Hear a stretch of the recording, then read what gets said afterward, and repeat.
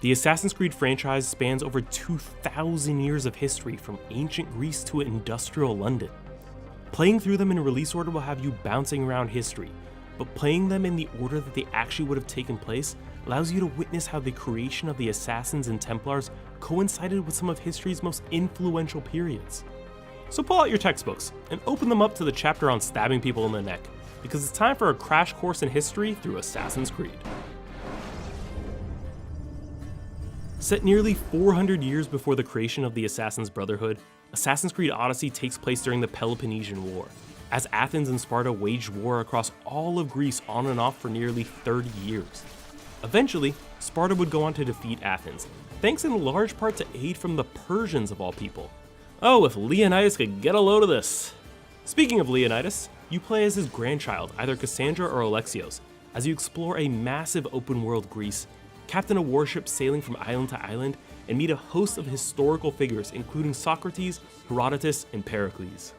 You'll also encounter more than one legendary mythological creature, as the lines between history and mythology blur. As the name implies, Assassin's Creed Origins depicts the founding of the Assassin's Brotherhood, at the time known as the Hidden Ones, by husband and wife Bayek and Aya. Origins is set in the aftermath of Alexander the Great's conquest over the Persian Empire in Egypt, which resulted in a period when Greeks ruled over Egypt known as the Ptolemaic era. At this time, their pharaohs, including Cleopatra, were of Greek descent. While the Greeks ruled Egypt, the presence of Julius Caesar was a stark reminder that the might of Rome lingered not far off. Ancient monuments like the Lighthouse and Library of Alexandria can be fully explored, and of course, the oldest wonder of the world, the Great Pyramid of Giza, built for the pharaoh Khufu, is an iconic landmark. Fun fact, Cleopatra lived closer to the time Assassin's Creed Origins was released than she did to the building of the pyramids. Fast forward nearly a millennium, and Assassin's Creed Mirage depicts the Hidden Ones, soon to become the Assassin's Brotherhood at the height of their power. You play as Basim ibn Ishaq, as he grows from a young thief to a master assassin. Basim hunts the Order of the Ancients throughout the round city of Baghdad during its golden age, when art, music, poetry, literature, and science were all thriving. As Basim hunts his targets, he'll work closely with Ali ibn Muhammad, actual leader of the Zanj rebellion against Baghdad's Abbasid rulers, and the bande-annonce brothers, real-life scholars and inventors who lend their aid by crafting and upgrading Basim's equipment. In Assassin's Creed Valhalla, you play as the Viking Eivor and lead your people from the fjords of Norway across the whole of England as you broker peace on the warring island and fight for a new home. You'll use your longship to conduct raids on strongholds and experience a new saga in each region of fractured England. Along the way, you'll meet a host of real-life Vikings and Saxons, including Ivar the Boneless and Alfred the Great. In between trips to historical regions like East Anglia and Jorvik, you'll have the chance to visit the mythological realms of Asgard and Jotunheim, which offer up far more than just a change of scenery. Valhalla also introduced us to Basim for the first time. But if you're playing in historical order, this older Basim will be very different from the one you knew in Mirage.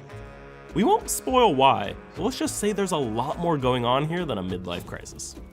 Basim's presence in both games helps emphasize just how dramatically different cultures and societies can be, despite coexisting at the same time.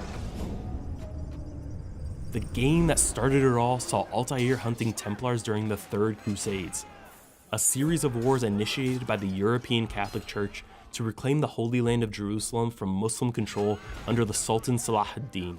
Kickstarted by Richard the Lionheart, the Third Crusade began with the Crusaders' capture of the port city of Acre. It came to an end when Richard realized his forces couldn't take Jerusalem, and he and Salah ad-Din struck the Treaty of Jaffa, which left Acre under Crusader control and Jerusalem under Muslim control. But it allowed pilgrims of all faiths to visit the city. Altair's list of targets take him to both Jerusalem and Acre, as well as Damascus, visiting some of the most religiously significant sites in the world, like the Dome of the Rock and the Great Mosque of Damascus. In between assassinations, you'll visit Masyaf, the real-life stronghold of the Assassins, and a place where diving 100 meters into a bale of hay is considered an intimidation tactic.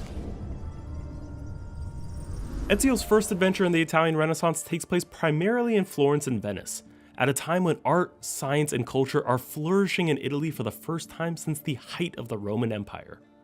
You'll first meet Ezio as a baby, then as a brash young man who must quickly grow up after his family is betrayed. Along the way, you'll become familiar with iconic landmarks like the Cathedral of Santa Maria del Fiore, the largest cathedral in Europe at the time of its completion.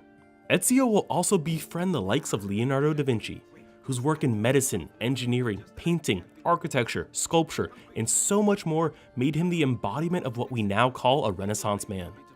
Ezio also meets the head of the famous Medici banking family, Lorenzo de' Medici.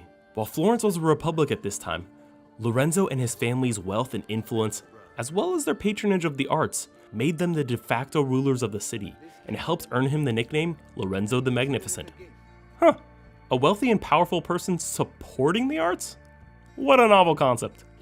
Assassin's Creed 2 is also the only game that asks you to press the same button to cry as a baby and to punch the Pope, and I just think that's neat. Assassin's Creed Brotherhood picks up right where Assassin's Creed 2 leaves off. This time around, Ezio must wrest control of all of Rome from the hands of the Borgia family. No big deal. Unlike Florence and Venice, Rome was not thriving during the Renaissance, so it's up to Ezio to help rebuild it. While the city has too many monuments to name here, it's fair to say that the Colosseum and the Pantheon are just a couple standouts from the ancient city's glory days. When Ezio isn't burning down Borgia towers, he's hunting Cesare Borgia, rebuilding the Assassin Order with Machiavelli, and test driving some of his buddy Leonardo's inventions. The 4 years between Assassin's Creed Brotherhood and Assassin's Creed Revelations must have been tough on Ezio. Just look at those grays! But no one said the life of an assassin was an easy one. This more, let's say, contemplative Ezio finds himself retracing the steps of Altair, a journey that led him to Constantinople at a time when it was under Ottoman rule. One of the largest and most diverse cities in the world, Constantinople sees ancient Greek ruins, Byzantine churches, and Ottoman mosques all coexisting together in a city touched by countless cultures. In Ezio's time, Sultan Bayezid II's 2 sons are fighting to inherit their father's throne. But it's Bayezid's grandson, Suleiman, that goes on to rule Constantinople so successfully that he etches his name in history as Suleiman the Magnificent. For those of you keeping track, that's the second ruler with the moniker The Magnificent that has crossed paths with Ezio. Clearly our guy has the magic touch. In Assassin's Creed Shadows, you play as either the fictional shinobi Naoe, or in a series first, the historical character Yasuke during the late Sengoku period in Japan.